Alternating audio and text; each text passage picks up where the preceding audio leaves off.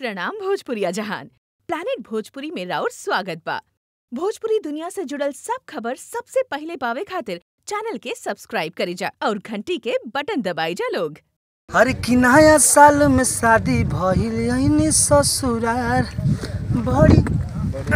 बड़ी मोह लगता वही जा तड़पत हुई है यार। हम प्रमोद प्रेमी यादव सब दर्शक भाई लोग के नमस्कार प्रणाम। हम फिल्म अभी करते हैं हमनी के संजान में उनका टाइटल आप सब आजाद परिंदा बतावल जाई।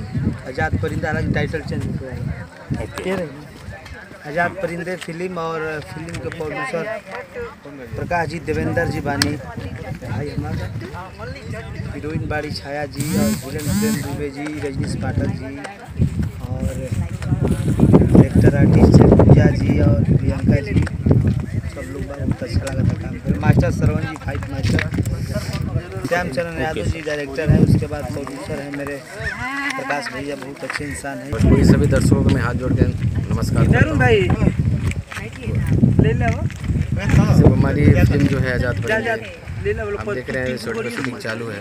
हमारे मित्र हैं चल रहा है शूटिंग चल रही है अच्छे से चल रही है। नमस्कार, प्रियंका सिंह कुशवाहा, ये मेरे पिता है और ये मेरे डायरेक्टर सर है जिनके सपोर्ट से मैं यहाँ पे हूँ और पूरी टीम ने हमारा बहुत सपोर्ट किया है। सब मेरा बहुत ख्याल रखते हैं और क्या बोलूं आप मेरे पिताजी से मिलिए, इन्होंने भी मेरा बहुत सपोर्ट किया है और मेरी माता ने भी मेरा बहुत। अभी एगो हमार गाना आइल है आप सब सुन लो कब अभी नया साल में।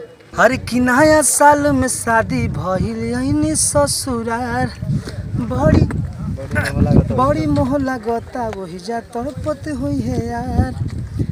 हर सब कुछ देनी हर साल में हर नियर असो कही से मन है ननदो लभर हमारे पेनियर। क्या बात है थैंक यू सो मच।